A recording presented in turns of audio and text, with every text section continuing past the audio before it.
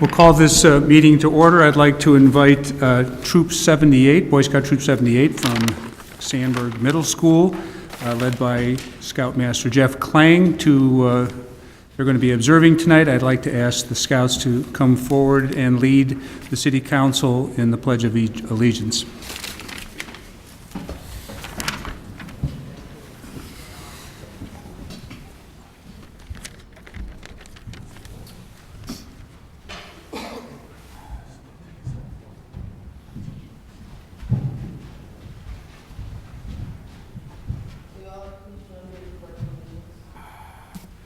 Pledge allegiance to the flag of the United States of America and to the republic for which it stands, one nation, under God, indivisible, with liberty and justice for all.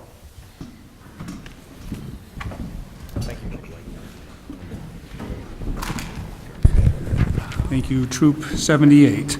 At this point, I'd ask the clerk to call the roll. Pezza. Here. Gutenkopf. Here. Leader. Here. Dunn. Here.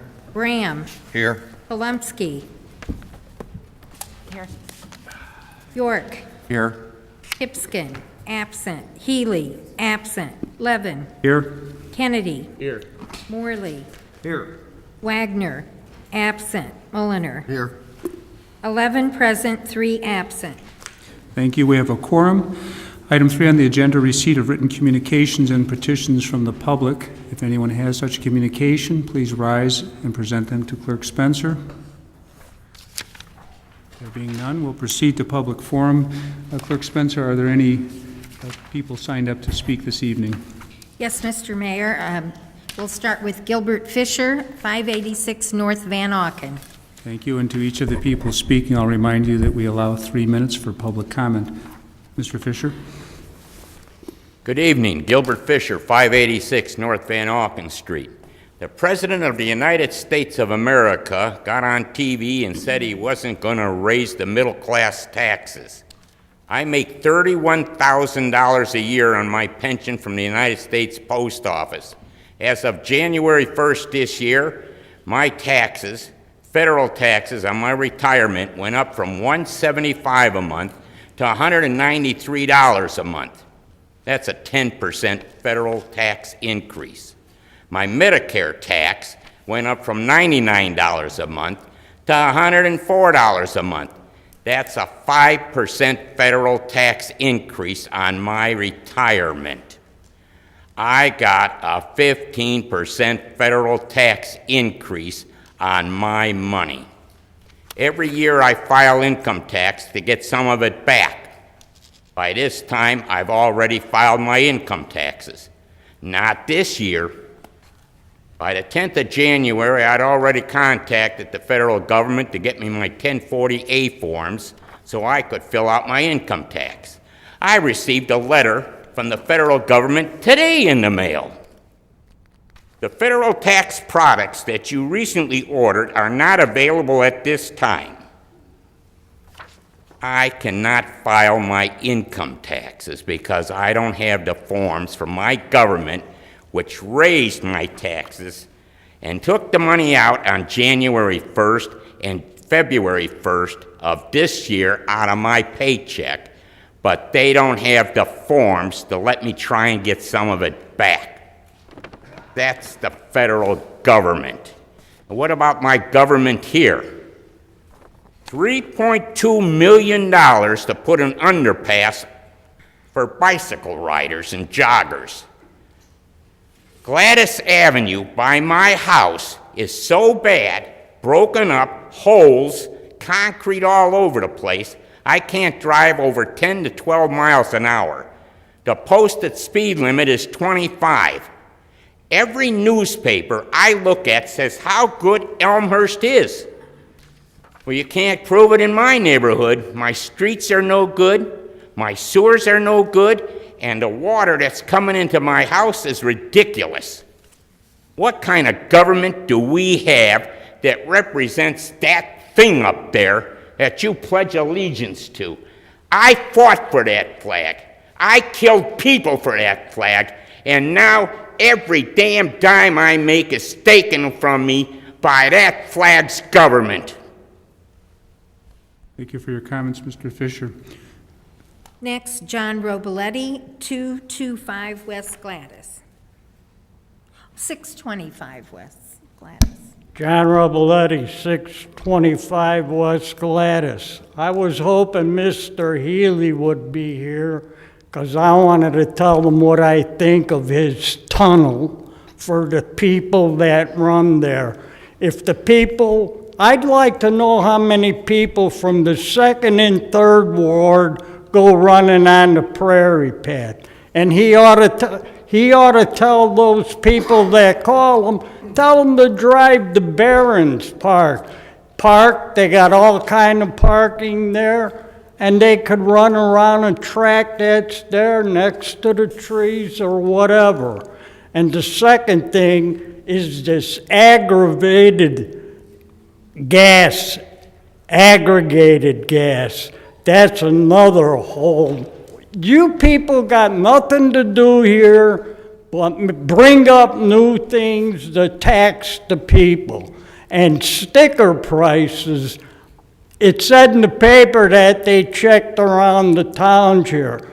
I don't know of any town that charges $3.25 to throw grass away. How about the 50 cents for each bag that you gotta buy? That's $3.75. What are you saving me? Nothing. Thank you. Thank you, Mr. Robeletti. Claude Pagash, 566 West Gladys.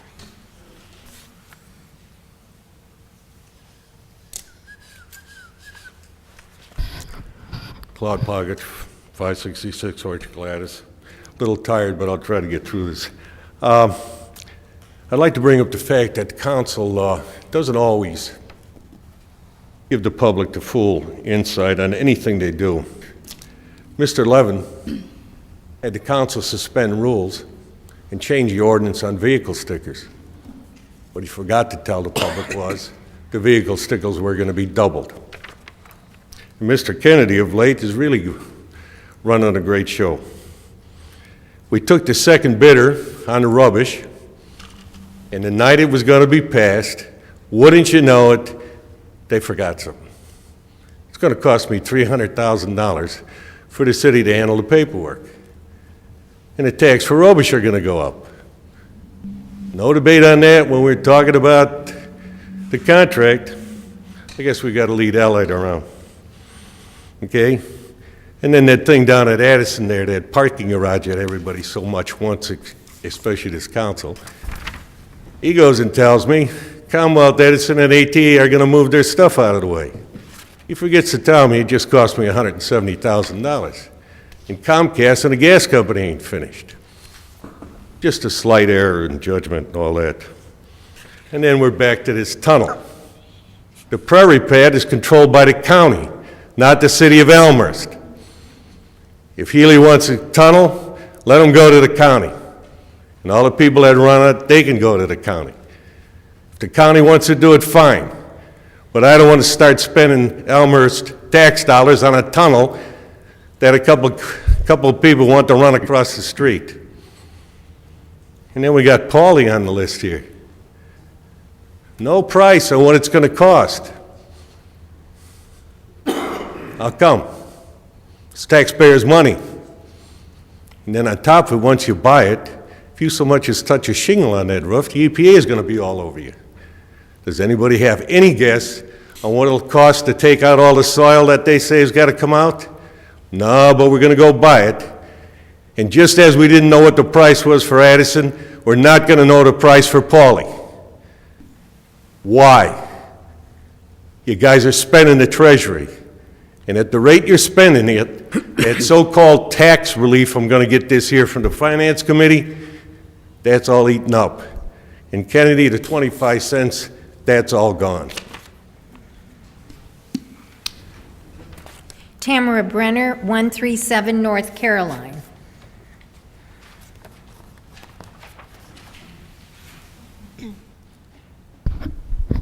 Tamara, Brenner 137 North Caroline Avenue. I want to mention 3 things briefly tonight. First, on the January 24th public hearing that was supposed to happen about the Addison Street garage, as you know, that was canceled at the last minute, several hours before the hearing was supposed to happen. According to the memo by the city, this was due to a requirement for associated setback variations for which an application has not yet been received. I looked carefully at the application materials, and those by both the applicant and by the city specifically said in them that they were only requesting zoning relief for building height. Am I to believe that the zoning department is unaware of setback variations and just forgot to include them in their application, and it wasn't until the day of the hearing that that was discovered? I think this points to some issues that are going on in the zoning processes in the city. I have a few specific recommendations about that I'd like to discuss at some point, I hope, with the city manager. Second thing I want to mention is I'm wondering when board docs is going to be coming online. I'm interested for that to happen because I think it'll make it easier to look at city documents. I hope when it does come online that you all are going to be putting on there not only city council agenda packets, but committee agenda packets and also commission agenda packets. That would be really, really helpful. And the third thing is that I'm looking forward to items H and also items G on tonight's consent agenda being pulled for further discussion. I think there are issues related to those that the city is aware of and that I hope to hear discussed in detail during tonight's meeting. Thanks very much. Thank you, Ms. Brenner. Last, we have Bob Hole, 401 East Niagara.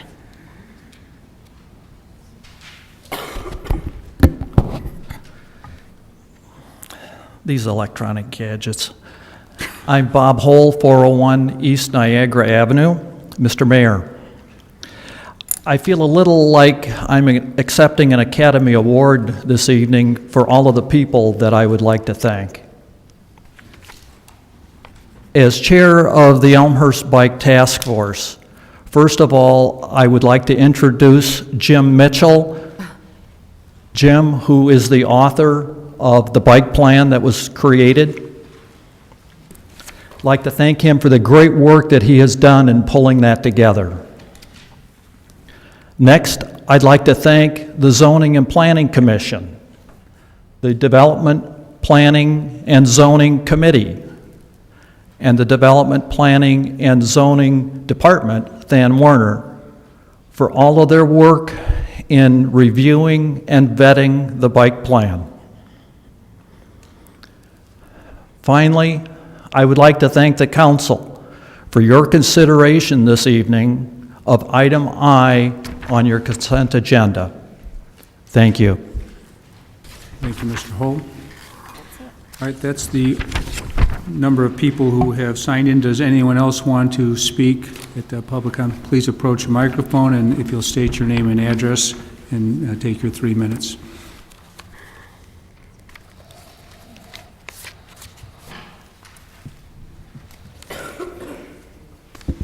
Good evening. My name is Barbara Marlis, and my family and I are the owners of Kensington School. And I just wanted to take a minute of your time to thank the board for the consideration they are giving for our family to bring our Kensington School to Elmhurst and provide the children with a very fine kindergarten, preschool, and our child care services. Thank you very much. Thank you for coming out tonight. Any other persons who want to speak that did not sign in? All right, very good. Next will be announcements. Are there any announcements from any members of the council? Alderman Leader. The Elmhurst Historical Foundation is like some fabulous conjurer of old, and it continues to amaze and delight us. So, ladies and gentlemen, if I may direct your attention for your edification and gratification to 2 remarkable new attractions. The first is the afternoon tea with Jackie. I was going to say Jackie's in the room, but I won't say that. Saturday, February 23rd, from 1 to 4 p.m. At the Drury Lane Oakbrook Terrace. An elegant afternoon with former First Lady Jackie Kennedy Onassis, in a quiet voice, portrayed by Leslie Goddard, who, by the way, is very, very good at these things. It's a traditional tea, sandwiches, savory and sweet treats will be served. And the proceeds from this event benefit exhibits and programs at the Elmhurst Historical Museum and Churchville Schoolhouse. Admission will be $40 for foundation members, and non-members will be $50. Reservations or questions, please call 630-833-1457 or elmhurstheritagefoundation.org if you want to go in that route. Please RSVP by February 20th. And one of the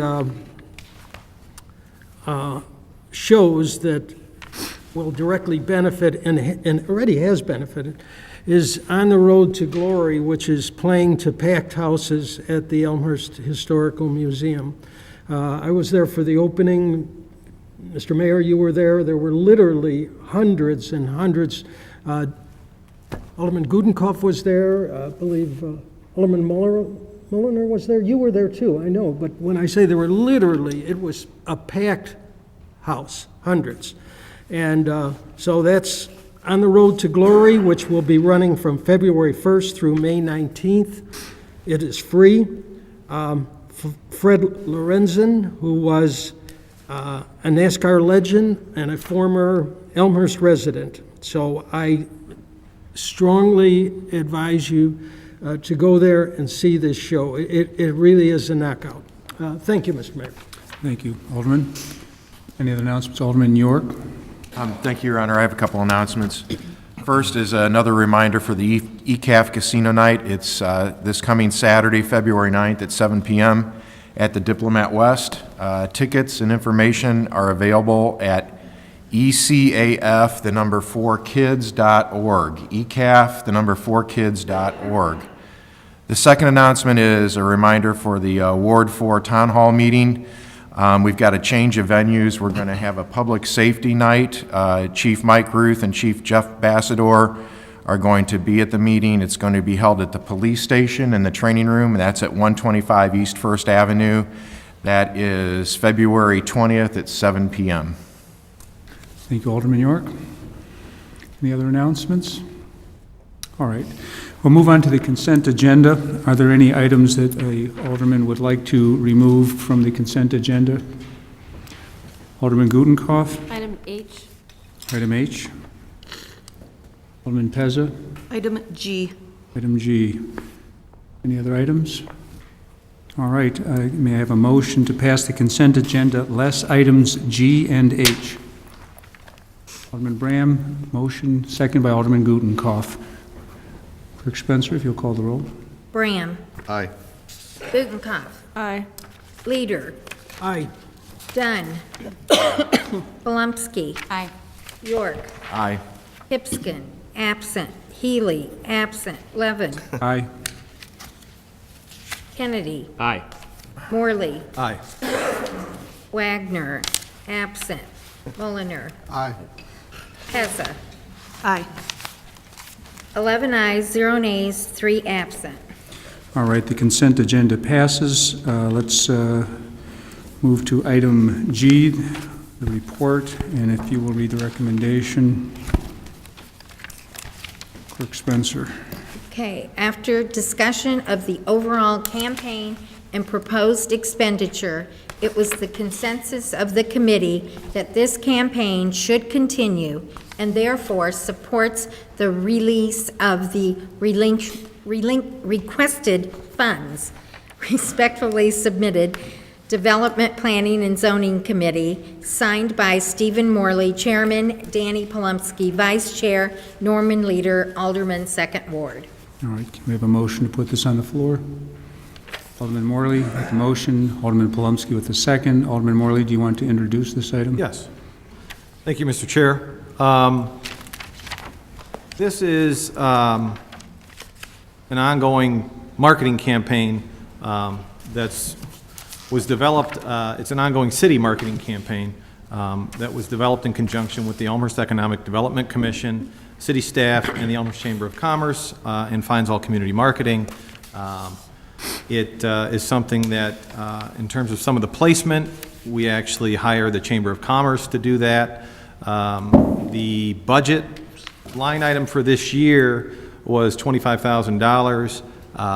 We've been asking for an update from both city staff and the Chamber of Commerce as to the status.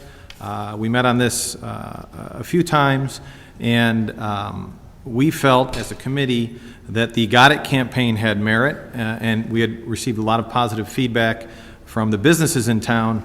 However, we were hoping for a little more definition in some of the areas that were being proposed, but at a minimum, we did feel that to continue to support the brand, the Got It brand that has been created, we felt it was appropriate to continue with the advertising as planned. So before you see a recommendation from our committee to support the spend for this year of about roughly half of what was originally budgeted. It's the staff recommendation, and this committee supports it. I'd be happy to answer any questions. Thank you. Questions, comments? Alderman Pezza. Thank you, Mayor.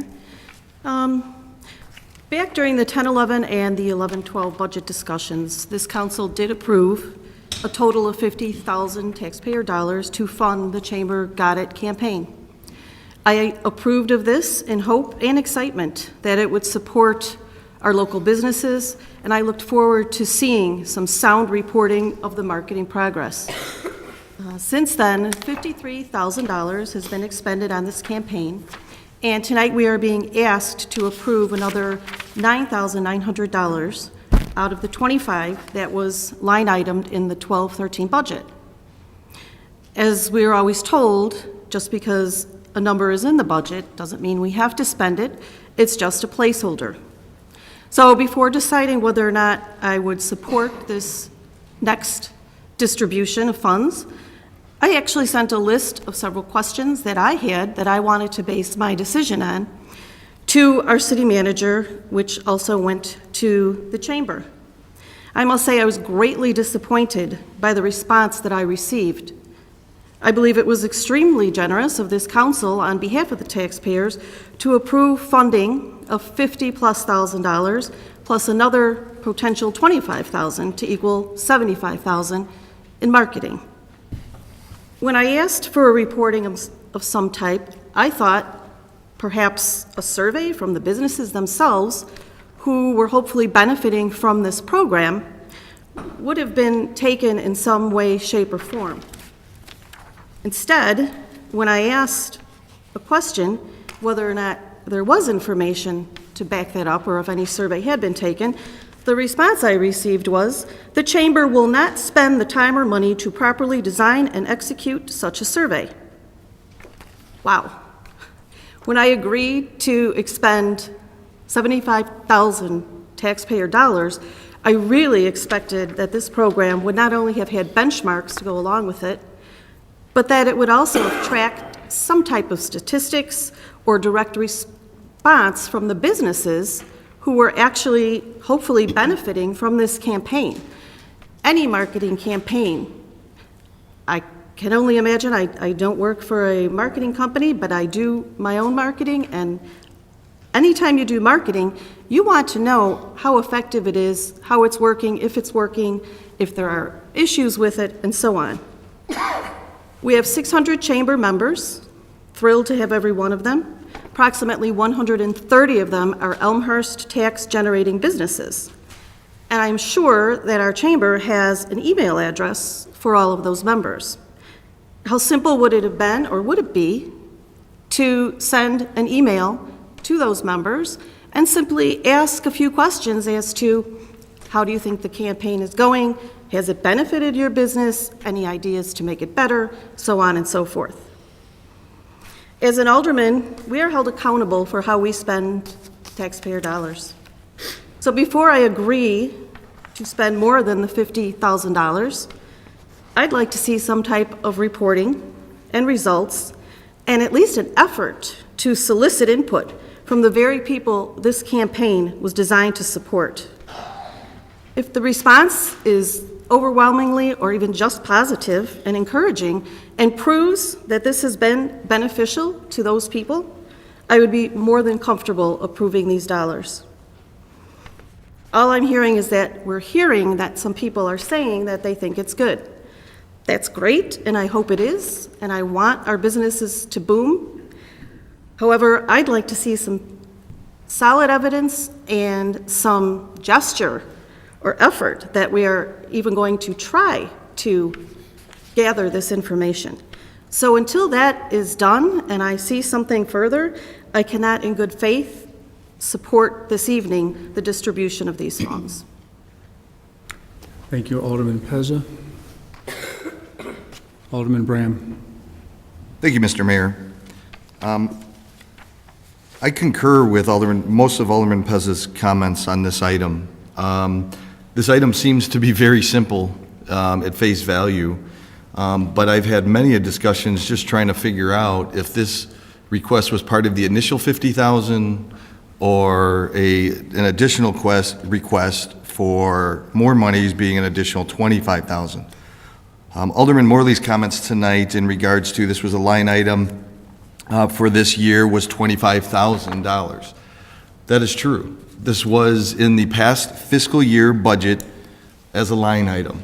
I did not see a report for this, so this discussion could have been hashed out to go along with Alderman Pez's request to understand on how successful this campaign has been. The campaign has gone on for 2 years. I don't know what the duration or how viable it is to going into 3 years of a marketing campaign. I myself as well, I'm not in the marketing field, so I have no idea about that. But to understand that there's absolutely no data if this is successful or not, if this is attracting more sales in the Elmhurst community or not, I'm a little bit flabbergasted. Personally, I think that procedurally, I think this was not done how I would have liked to have seen it. A budget line item is a budget line item. It's a plan. That's all it is. We hear it on this dais over and over again. It's just a plan. You approve the budget. You're not saying yes to this item. But this item, we already spent some of the dollars, some of the monies from this item that was just a line item. $25,000 is over the city manager's $20,000 limit. And I'm not here making an accusation that our city manager did anything wrong, because he did not, at least in my eyes, and I'm not an attorney either. Because in regards to the increments that are being requested, the city manager has every right to sign off on the $3,000+ and the request that's before us today in a report form. But to fully vet this item, which was an additional $25,000, I think this should have been vetted a long time ago before any of these funds were expended. Again, a line item in the budget is just a line item in the budget. So approving funds in a budget line item, to me, is not the way to do daily business here. I can't support this only because I don't know where we are with this campaign, how beneficial it is. I'm hoping that the 2 years that we spent the $50,000, has attracted more customers to Elmhurst. But I wanted to make it clear that procedurally, I think we could have done things better. And before approving this, I'm not saying I'm against continuing the Got It campaign, but we need some type of data, some type of even testimony from the chamber saying, here's their evidence on why they think that this is beneficial. Thank you. Thank you, Alderman Bram. Any further discussion? Alderman Polumsky. Thank you, Mr. Mayor. I understand some of the concerns, and I think being on the committee, we're presented with, first of all, a request, though it really didn't even need to go before a committee. And I felt that, yes, this money had been budgeted, and the question is, well, should we go along with this? Should we say that the chamber should be spending this money on ads? And what I felt was that I don't have an alternative. If I could say, well, I think that we could still help them by doing B instead, but I didn't have that. So I think that the chamber believes this is helpful, and I believe that we would like to help them out to support our businesses. That said, Alderman York and I put together a referral to take a look at what our approach is and how we can better reach out to new people coming to Elmhurst, how we can promote our town, we can generate more tax dollars. So we'd like to take a better look at the overall approach and how we might change our strategy. So, but for this one decision of $9,900, I think it's a good decision, sound decision. Thank you. Alderman York? Thank you, Mr. Chair. I think, you look back over the $50,000 expenditures over the past 2 budget years, and there's no doubt that we've built some brand equity. I think a couple of people referred to the brand here. But we've built some brand equity in the Got It campaign. How is it measurable? It's like anything marketing. It's hard to put your arms around some of those things. They are, to a certain point, intangible. I think to not build on the momentum of the Got It campaign would not be a good course of action at this time.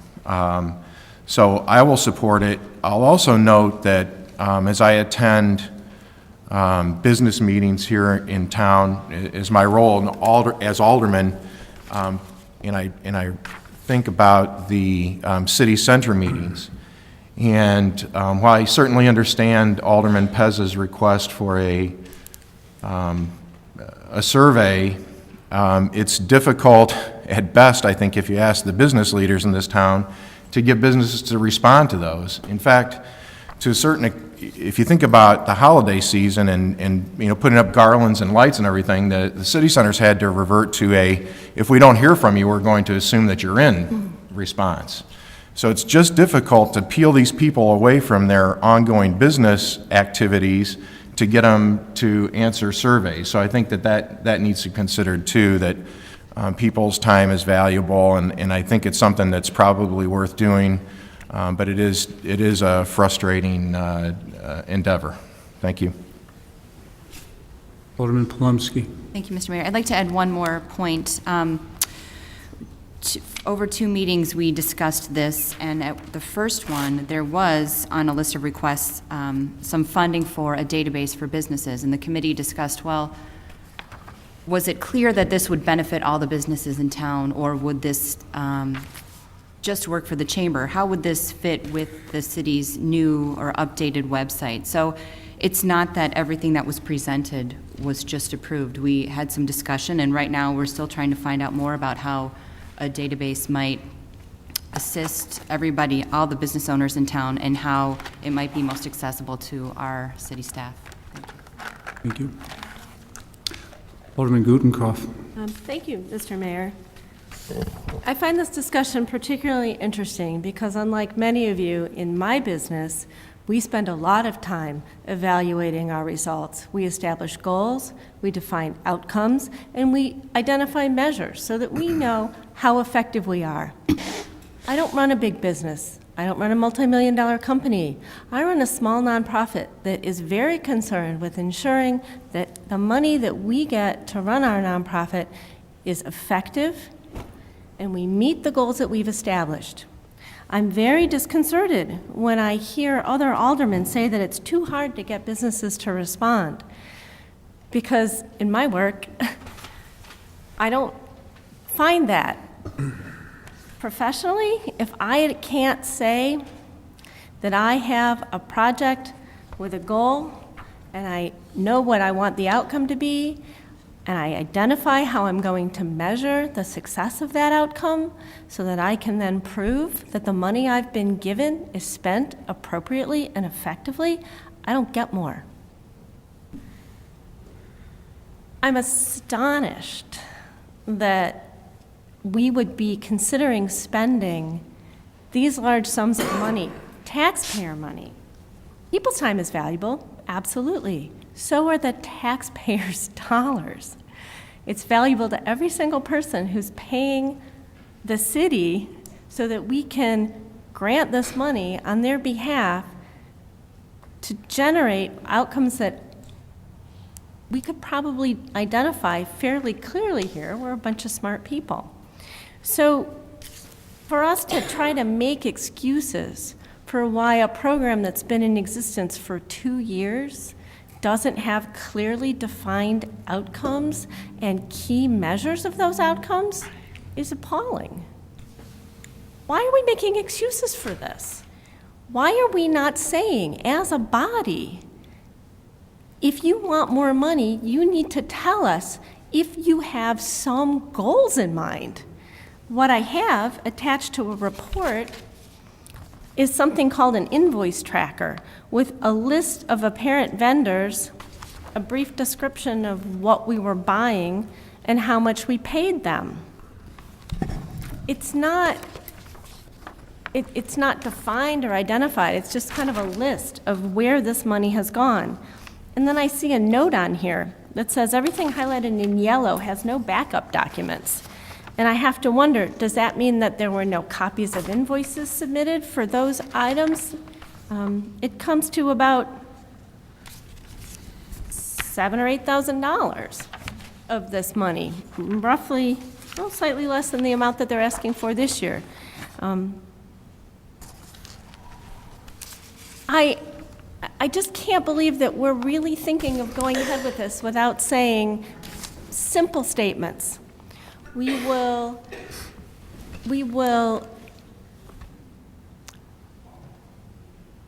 place an advertisement in a newspaper with the intent that it will drive business 2.5% in the downtown district. That's a pretty simple measure. It's a goal. Without a goal, you can't know if your money's been spent wisely. I can't possibly support this until we place some guidelines on this, and we ask the chamber to identify what their goals are for the money, how they're going to measure the goals, and report back to us on how successful they've been. I'm tired of making excuses, and I can't support it. Thank you. Thank you, Alderman Gudenkauf. Alderman Mulliner. Yeah, there's been a lot of valid points brought up this evening as it relates to identifying surveys, et cetera. I'm sure many of you listen to the radio, and when they do advertising, they always say, go to the website and put in / so-and-so's name, and then you'll get a discount for that. That whole purpose in that is to do that survey, to identify the outcome of what the results of something are. What I would like to suggest is, I'm not going to suggest that I'm going to necessarily vote against this, but I'm going to suggest that I'm going to ask the committee to take this back and ask the chamber to do a survey on this. They can decide what they want to do with that themselves, but I would suggest that they do a minor survey. It's not a difficult thing to do, to identify some measurable outcomes as it relates to this, because we are spending a significant amount of money on this, and it's not that difficult to get this data collected. I understand people are busy, but this is a lot of taxpayer dollars that we're looking at, and I really think we ought to just take this back and take a couple of weeks and let them do a little survey, come back with some data for us. There's two different groups working on this. There's the Fines All group, and there's the chamber working on it. Between the two of them, they can put their heads together and get a survey out in a couple of weeks and get some answers. So I would suggest that the committee take this back and review it with those two organizations. Alderman Bram. Thank you, Mr. Mayor. I couldn't concur with Alderman Mulliner anymore. I agree. I think that Robert's rules would have let any two council members make a motion and second to send it back. I will first give the committee a chance to consider that before making that motion to see if I get a second. I'm not saying Alderman York made mention in his comments about, for or against the Got It campaign, and, has 2 years been enough? Do we have momentum or not? I don't know that right now, so I'm not trying to say that I'm for nor against it. I do know that the total amount that we've invoiced, even though total amount invoiced to date is over $53,000. And I do know that, again, this was a line item in the 12-13 budget, but it was not actually something that the council had a chance to approve at length via report. So my recommendation would concur with Alderman Mulliner that, the committee take this back, let's move forward, let's try to get information on what do the businesses think. And I think it's a no-brainer. I think that anytime we do any type of marketing campaign, we need to have some type of quantitative data via website, via if you bring in this coupon, you get a discount off. You have to be able to track if what you're doing is successful. Otherwise, you're just throwing good money after bad without any results to verify it one way or another. I'll just point out, as parliamentarian, I believe that the two votes, and we're going to check this, I think two aldermen can pull it before debate has begun from the agenda. those technicalities of the law, but you're not asking for that yet anyway. Alderman Pezza, then Alderman York, then Alderman Morley. Thank you, Mayor. Pezza. I would love for this to have more time, because I would love to be able to continue supporting this, because I shop Elmhurst as much as I can, and I encourage everyone I know to do the same. However, I agree with Alderman Molnar's suggestion, but I would just like to kind of mend his suggestion to add that I don't think we should include fines all, because we have to pay them. I think the chamber could probably just as easily do this themselves. We don't need to add more taxpayer dollars on top of this. And like I said, I know they have all the emails they need. Put 3 or 4 questions together, shoot out an email, make some type of an effort to gather some information. And I would be more than happy to actually do it myself. I think, and I was actually tempted to do it myself, but I didn't have the time because I was away. But easy to access all the members' emails. I'd be happy to do that survey myself. I'd even walk in and out of the stores if I had to, because it's that important to me to know how these business owners feel about this.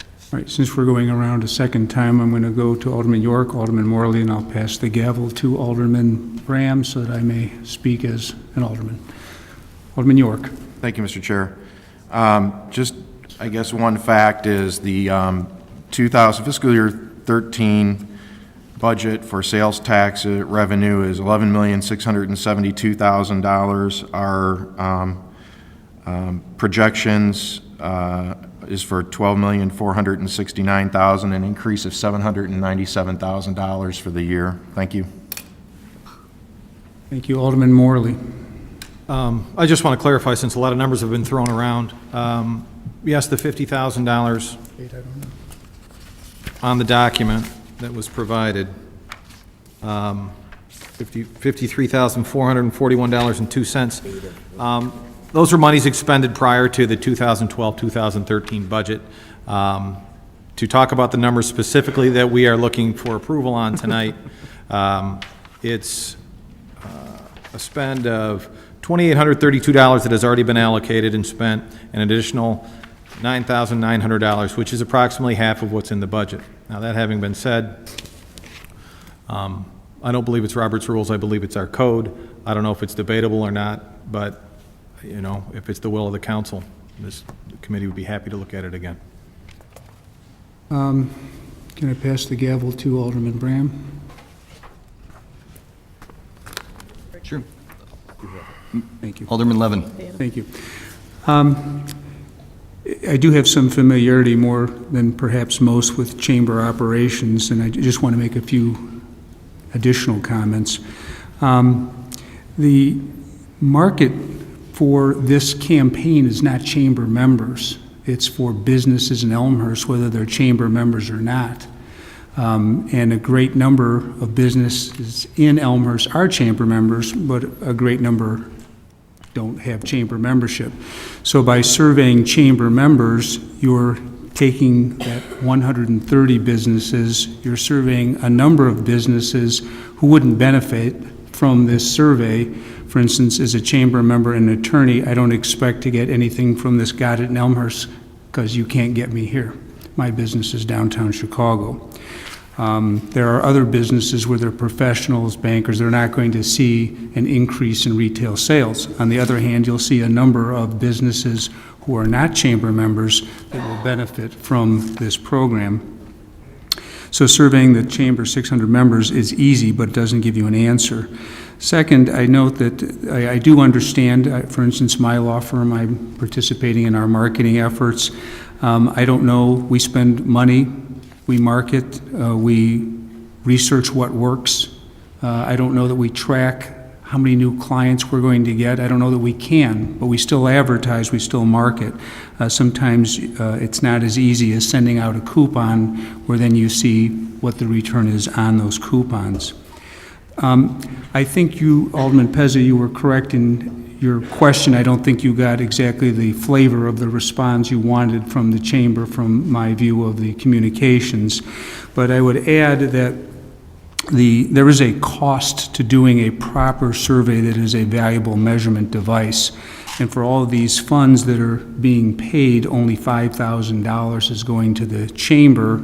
So to undertake the kind of survey that the chamber has done, as I know in the past, engaging interns and staff time could easily cost more than that $5,000. For those expenses noted that say no documentation, I note that they're all expenses from the chamber, which I assume is why there were no invoices. They're not, I didn't see anything that was outside of the chamber, save perhaps one. So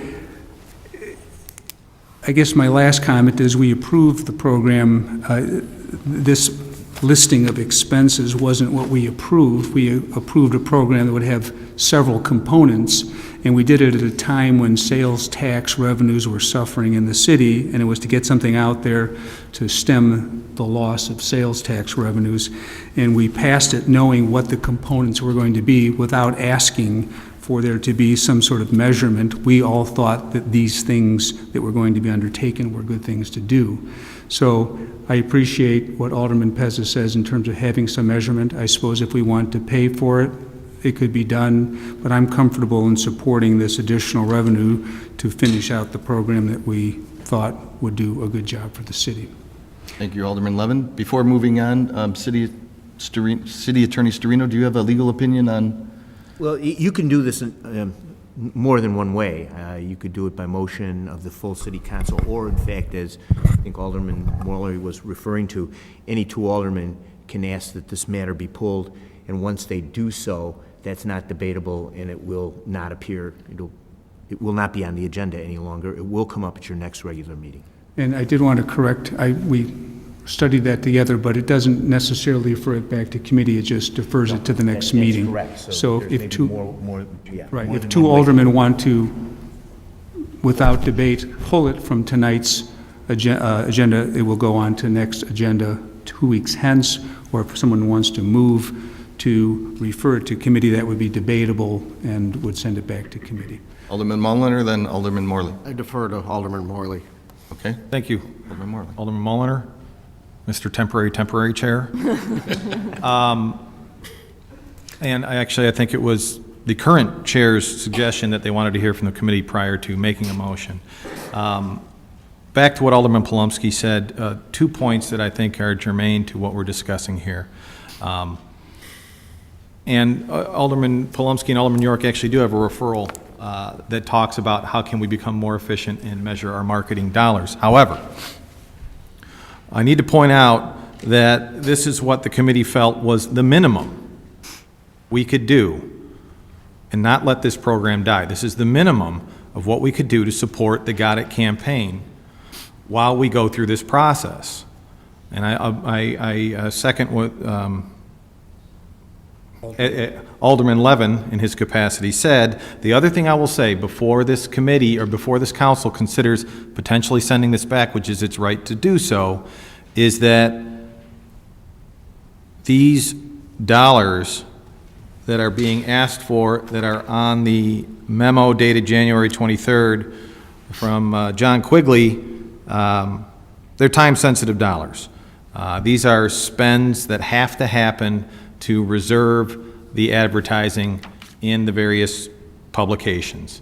And I don't believe that there is time to send it back to committee in that aspect. So the choice is whether or not we support the Got It campaign through this calendar year, or whether we're going to cut it off. The only other question I would have is, this is in city manager's discretionary spend.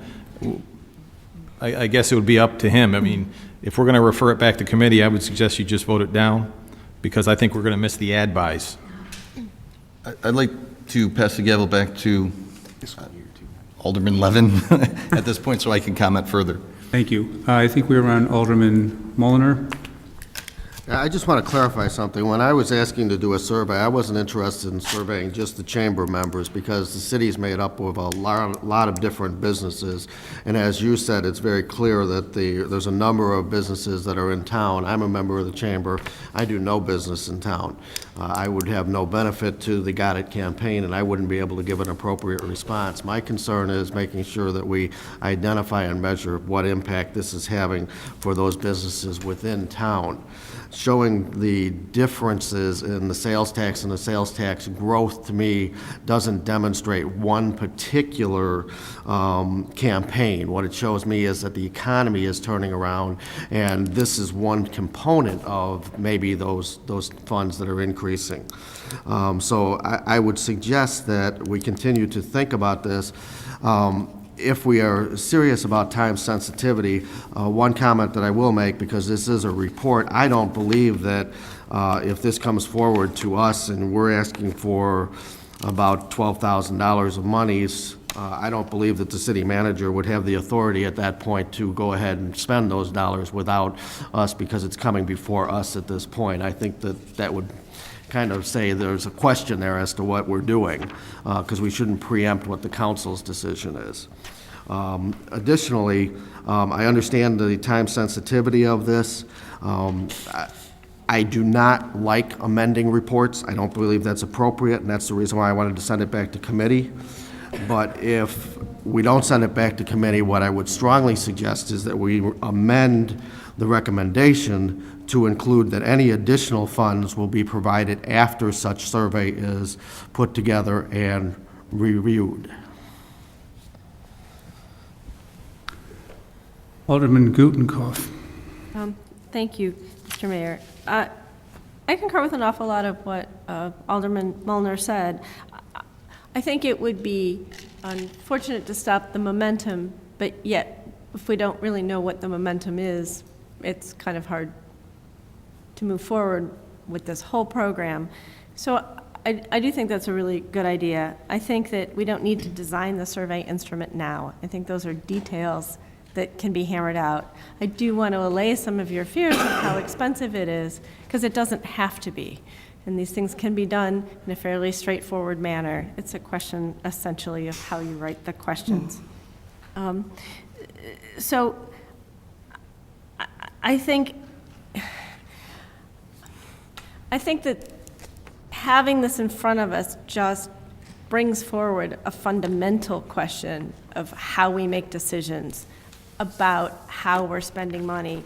And I'm appreciative of the referral from Alderman York and Polumsky that we examine these programs and look for ways that there can be synergy between several different programs that are happening in the city of Elmhurst.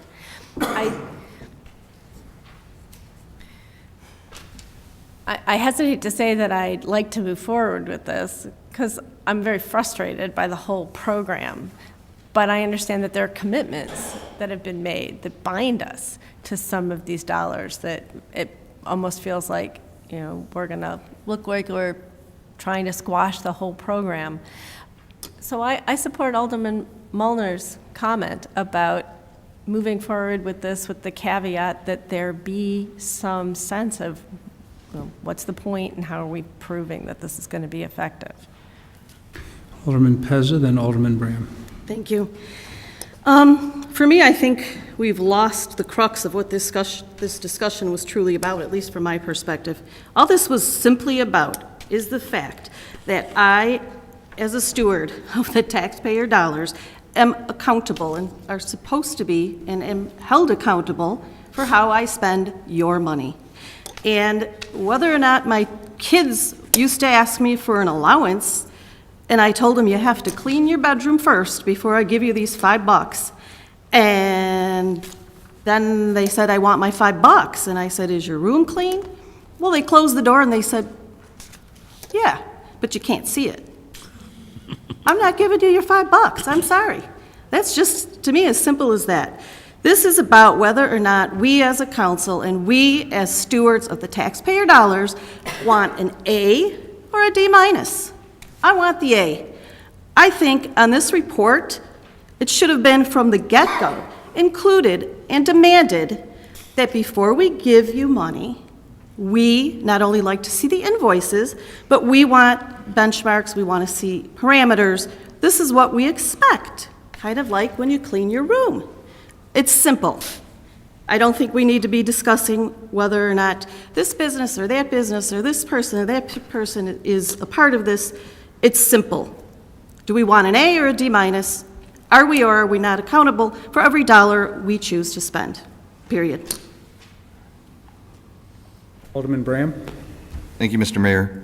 I just want to comment on some comments that were made in regards to moving forward with this, and it's of critical nature. Obviously, I think that it is not of critical nature. I don't know the Chamber's budget. I know that there has been some monies paid out that we haven't received invoices for. I think just in good faith, it is the right thing to do to bring this back to committee, to make sure that the appropriate discussion is had, the appropriate information is reviewed by the committee as well as the council, and in 2 weeks, we evaluate it on just cause, just basis, and have a vote at that time. I don't see the critical nature. It's not like we're passing the 13-14 budget here. This is approving some additional monies in a line item in a budget. So I still stand with the recommendation of having the committee review this and come back in 2 weeks. Remember, Alderman Brand, it's only a 13 budget. This item, correct. Alderman Morley? Yes, two things. One, as just a reminder, this is the city's marketing campaign that is executed by the Chamber. In this case, for their work during the 2012-2013 fiscal year, they'll get paid $1,300. The other point I would make is it was discussed in our committee, and it goes to Alderman Mulliner's point. This was communicated to us as the extent of their spend through the end of this fiscal year. I don't know if we need to go through the procedure to amend the report, because I know that can get sticky writing that out. I would be happy with a commitment from the city manager or the assistant city manager that this will be the extent of the funds expended during this budget year. It's whatever the will of the council is, and we'll talk with the chamber, and I think they kind of laid out where they wanted to go with it, at least advertising-wise. If that's what the direction of the council is, then that's what we'll work with. Well, we have a report before us. Is there any other discussion on the report? No motions pending. I'm going to call for a vote. We have a motion and we have a second. So This is to accept the report to accept the report. as read. Clerk Spencer, call the roll, please. Morley. Aye. Volumsky. Aye. York. Aye. Pipskin, absent. Healy, absent. Levin. Aye. Kennedy. Aye. Wagner is absent. Mulliner. Aye. Pezza. No. Butenkoff. No. Leader. Aye. Dunn. Aye. Graham. Nope. That is 8 ayes, 3 nays, and 3 absent. All right. The report is adopted. Move to item 7 on our agenda, reports and recommendations of appointed elected officials. There's another No, item. H, item I'm H. sorry, I thought we were making so much progress.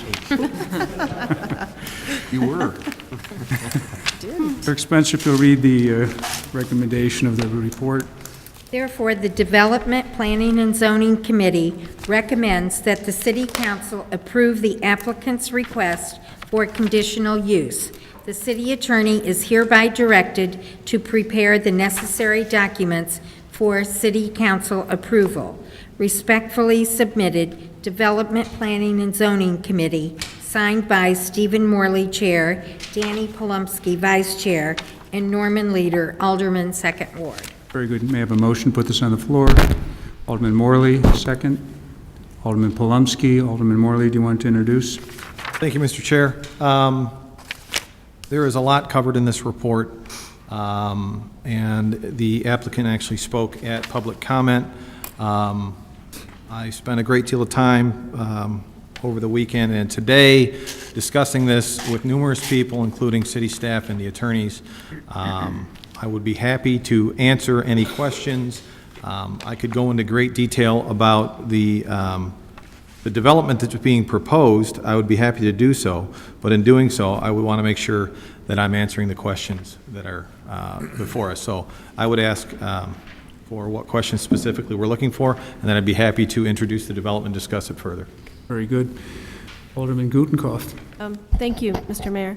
I'm thrilled that there's a project on this parcel. I was on the zoning committee when it was originally subdivided for single-family homes, and we all know what happened to the economy. So this parcel has been sitting vacant for a long time. I'm sure it's been very frustrating to the neighbors, and I'm also quite pleased to see that some of the water management issues on the site are being dealt with through this project. I think it's great. I also think it's an appropriate use for the space. I'm very happy. My question is rather technical, relating to how our zoning code is written and the way that the applicant prepared their application. I was pleased to hear the applicant's very, very brief comments at public forum mentioning a kindergarten, because the application as submitted is for a conditional use permit for the purposes of constructing and operating a preschool and daycare facility in an area that is zoned R2 single family. The way our zoning code is written, R2 single family does not allow for a conditional use for a preschool and daycare facility. It allows for educational institutions, and they're specifically defined as elementary, junior high, senior high, and colleges and universities. In this zoning category, child daycare and preschool facilities are considered accessory uses in buildings incidental to and on the same zoning lot as a principal use. Unfortunately, this facility is not incidental to part of any other public or institutional building. It's freestanding. So my concern is about the process and why this parcel wasn't rezoned as an OIC district. In an OIC district, a school and childcare facility can receive a conditional use permit. So I would really appreciate it if you would address that and let me know what the deliberations were and how you knew that this was... I'm sorry, Alderman Gutenkopf, I missed the last... Sorry, I would just appreciate that if you would go over some of your deliberations and what it was that told you, because I don't see it in the testimony from the zoning commission, that this is appropriately vetted as a conditional use in the zoning category. Alderman Morley. Thank you. Thank you, Alderman, for your question. Yes, as a matter of fact, this was the first question as our committee deliberated as to whether or not this was an acceptable conditional use, what the applicant's business is as it relates to R2, which is what this is zoned. And they did not ask for a map amendment, but they were asking for a conditional use. And it was the opinion of, and the first place you look is the zoning and planning administrator, that being Than Warner in our city. He's the one that helped the applicant shepherd this through the zoning and planning commission as reported as an educational institution. So that's part of the reason why it falls under 7.4-2 of conditional uses. I will add to that the discussion as it came to our committee at the very beginning was, and I classified it as what I'll call a non-traditional school, is the way I referred to it as. But it was the first question that we asked the zoning and planning administrator. Does this meet our code, or is there something else that needs to be done, whether it's a map amendment or not? And we were told by the zoning and planning administrator, and I've subsequently checked with not only that city staff, but also assistant city manager, and got a reconfirmation from legal staff that the school as presented, and it's, as I said, I guess the best way I would put it is a non-traditional school, but the fact is that they do hold all-day kindergarten there, among other things. But for all of those reasons, and subsequently checking with not only the zoning and planning administrator, but city staff, assistant city manager, and also the attorneys, we were told that yes, indeed, what the applicant is applying for is an appropriate conditional use. Now, based on, so that's issue number one, and I'd be happy to talk about the legalities of it or turn it over to the attorneys to talk about the legalities of that.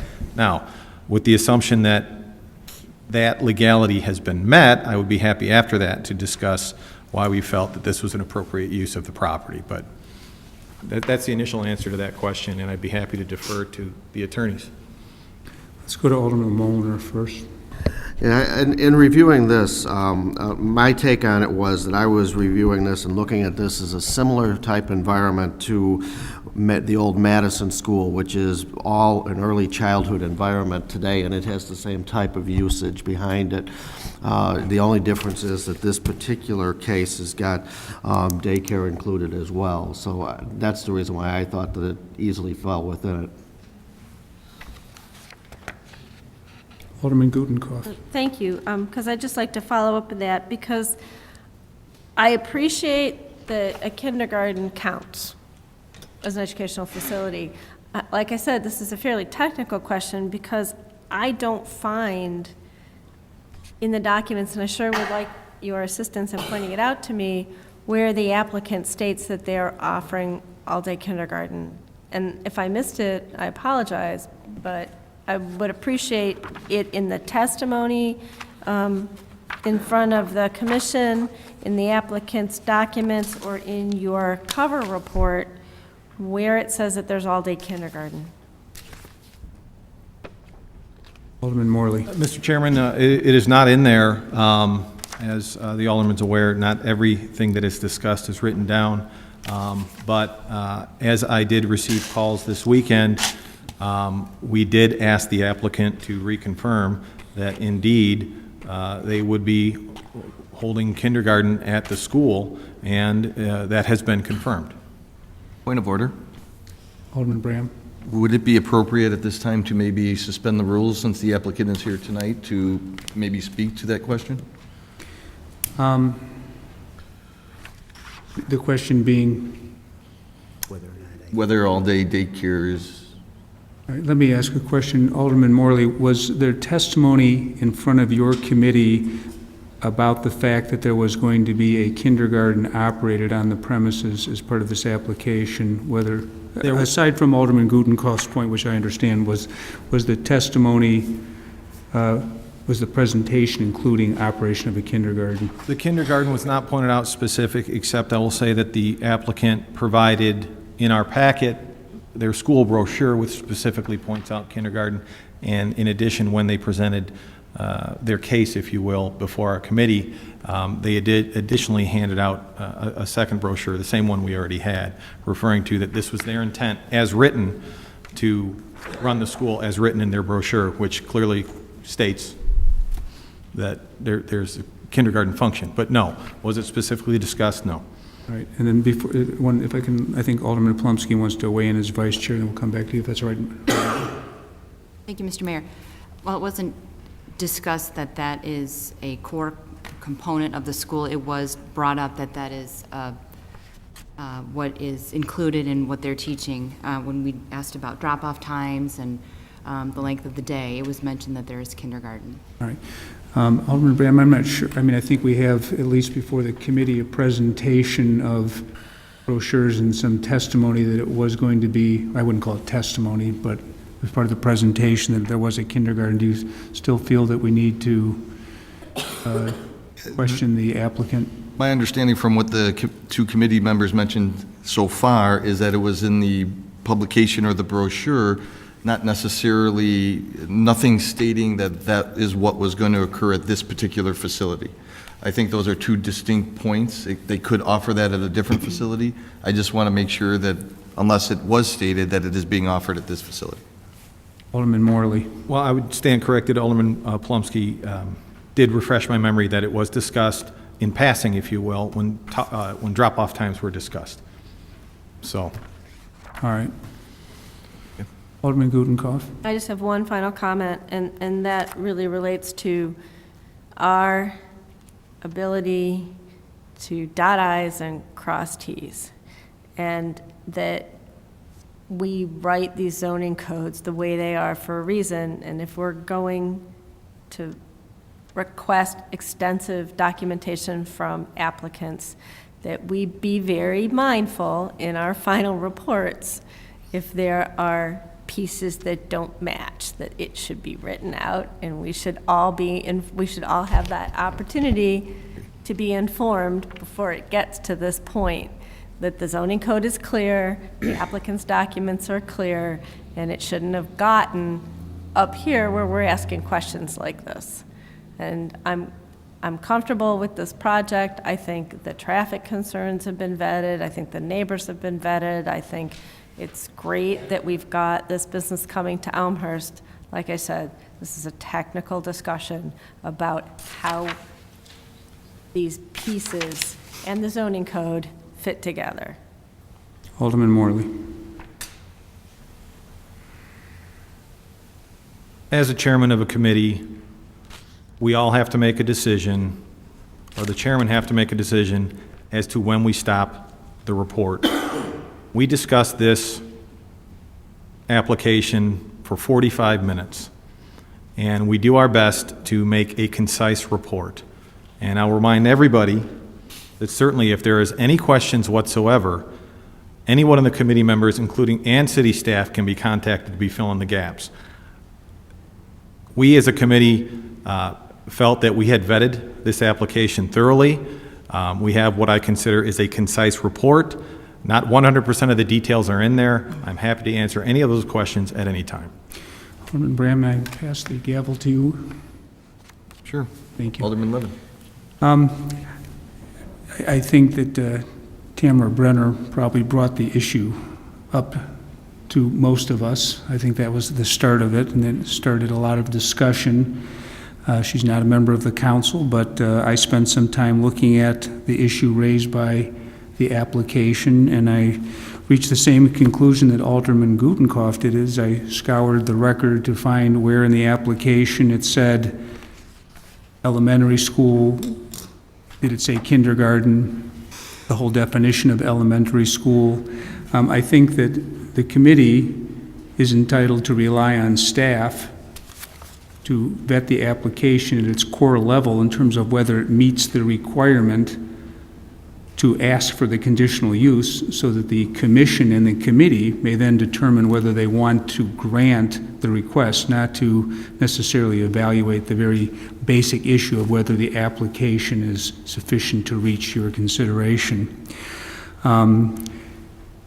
This one's not a difficult one because we have something to hang our hats on.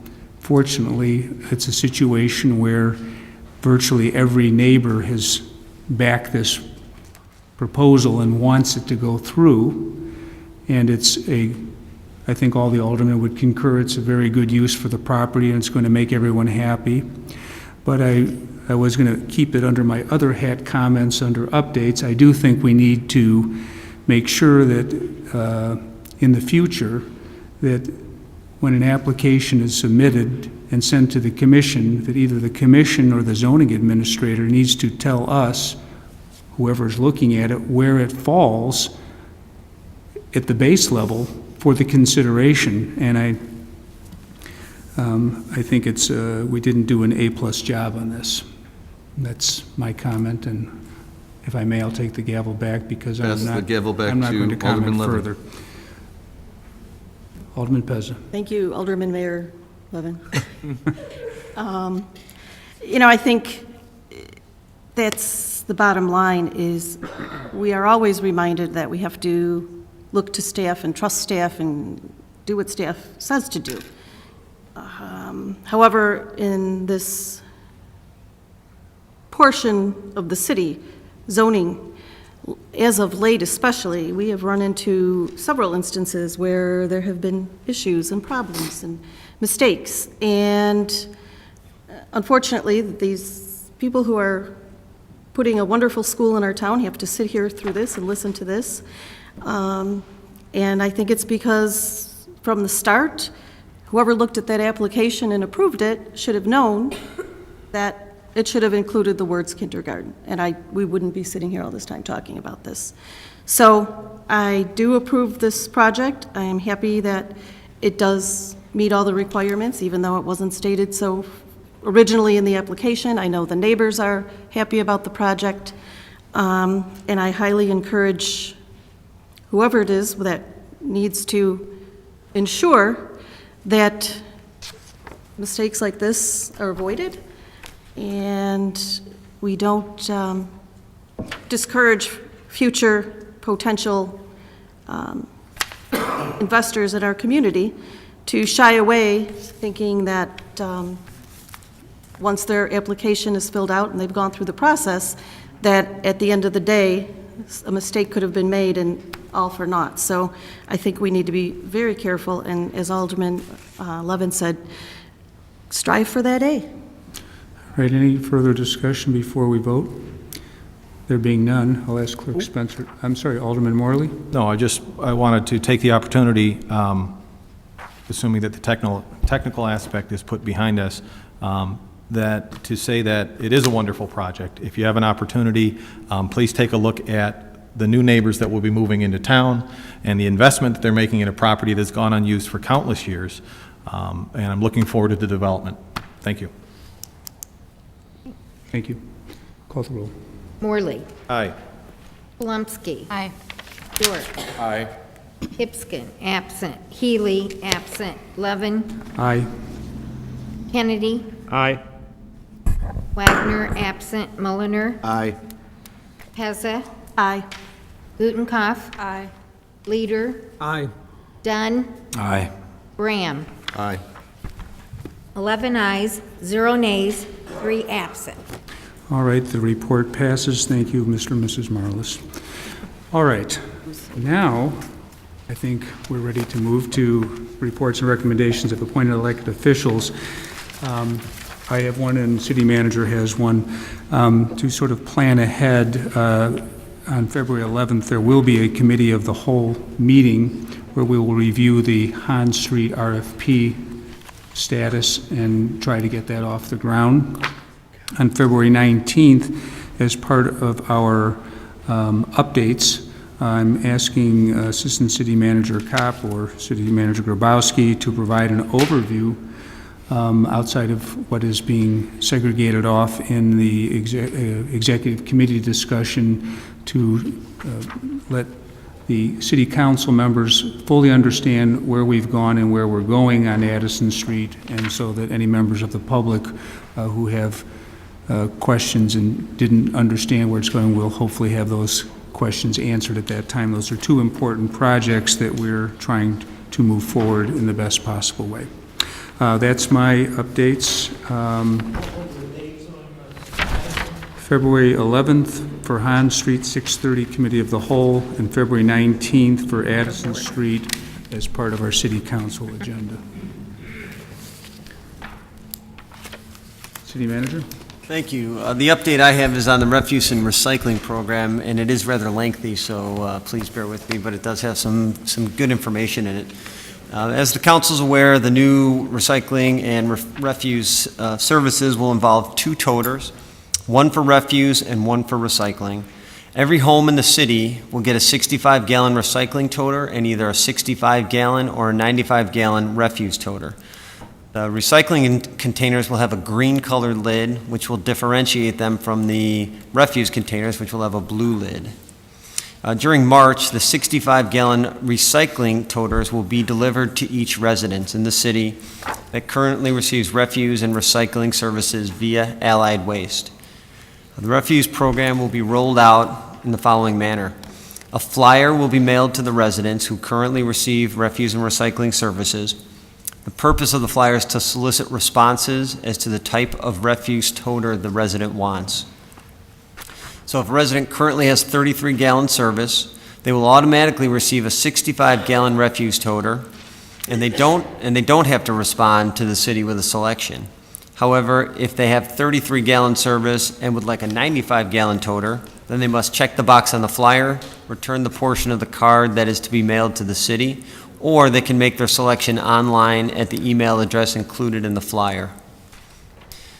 If a resident currently has 95-gallon service and wishes to continue to receive 95-gallon service, the toter will not be switched, and they do not need to respond to the city. However, if they currently have 95-gallon service and would like to switch to a 65-gallon container, they would need to check the box on the flyer, return the portion that is mailed back to the city, or can make the selection online at the email address included on the flyer. Currently, it is anticipated that refuse toters will be delivered during March and April, and new pricing will take effect April 1st. Now, in regards to the old recycling bins, residents can keep their recycling bins if they so desire. If not, we are going to provide a drop-off facility set up at City Hall for return of the recycling bins. And the reason that we're asking them not to throw them in the recycling truck is because once they start piling up in the truck, it'll be very inconvenient for the drivers, and they'll have to make numerous runs to unload them. So we will have a dumpster here, I believe, so people can drop their bins, and we'll have someone from Public Works staffing it to make sure that they're stacked up and the most efficient way. The recycling bins are recyclable and will be recycled. You know, I've received a number of questions about that. So they will be recycled. Regarding the current 33-gallon refuse can, people obviously will keep those as it's their personal property. However, if they do want to dispose of the refuse can, we would ask that you write in large letters on the front of it, "Please take," so that the garbage man will know to throw that in the truck. But do not throw them out until you've received your new 65 or 95-gallon toter. A couple of highlights to take note of.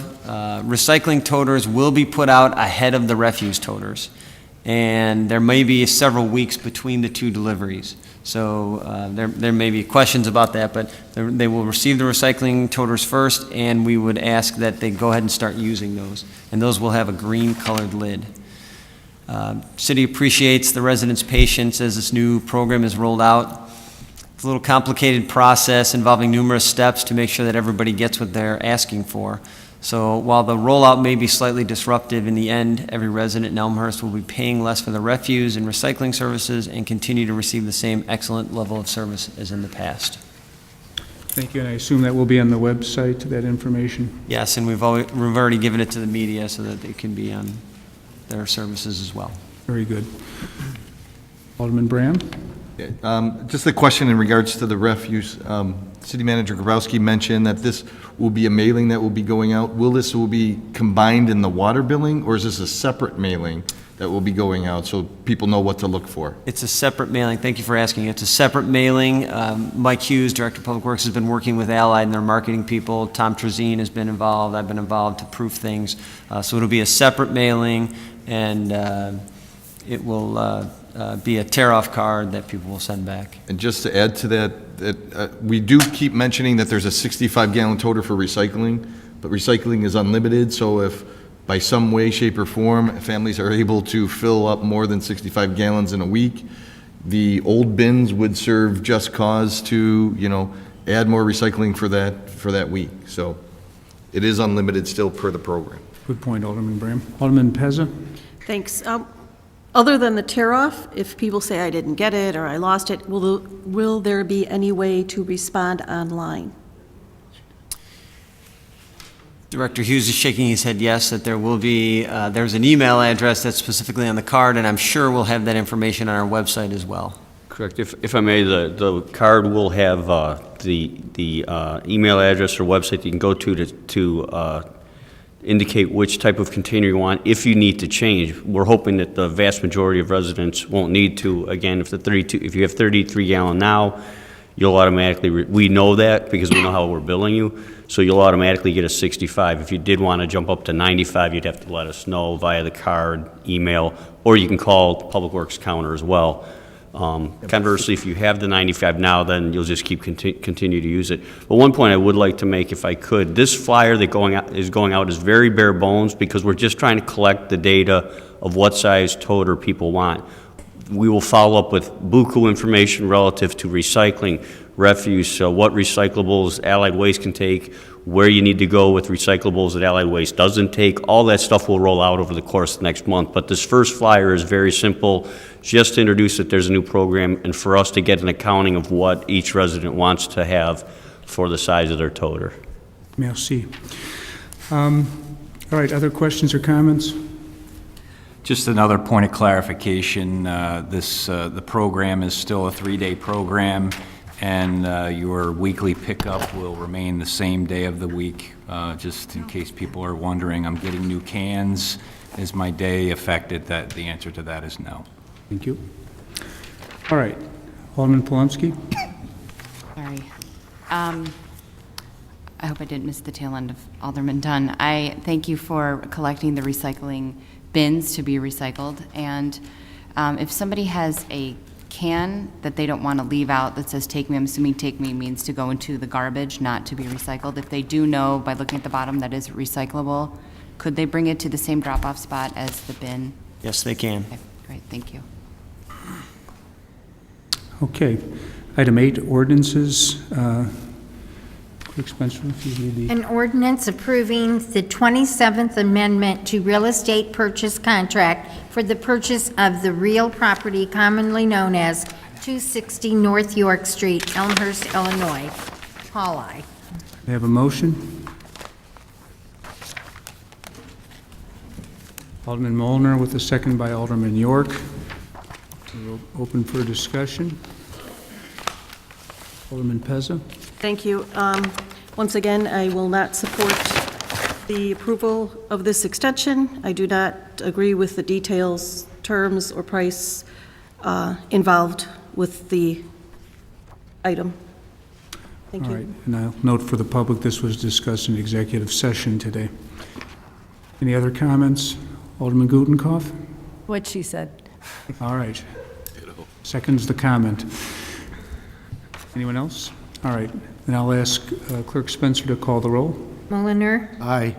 York. Aye. Pipskin, absent. Healy, absent. Levin. Aye. Kennedy. Aye. Morley. Aye. Wagner, absent.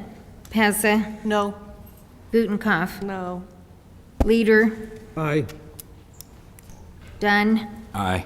Graham. Aye. Polumsky. Aye. Okay, looks like 9 ayes, 2 nays, and 3 absent. All right, the ordinance passes. Item 9, any other business to be brought before the council this evening?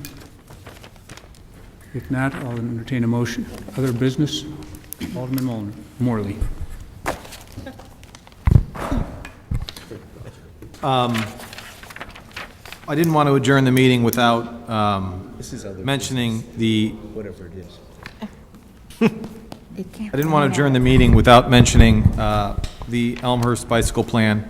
I also had to wait until this point in the meeting to discuss it, as I did not want to assume anything as it relates to what's on the consent agenda. But Mr. Hull did talk about it, and I do want to draw people's attention to a very, very extensive Elmhurst bicycle plan that was recently approved as an amendment, or as an addendum to the comprehensive plan. There are countless people to thank on this, but I would be remiss if I did not thank 2 people, and they were in the audience tonight.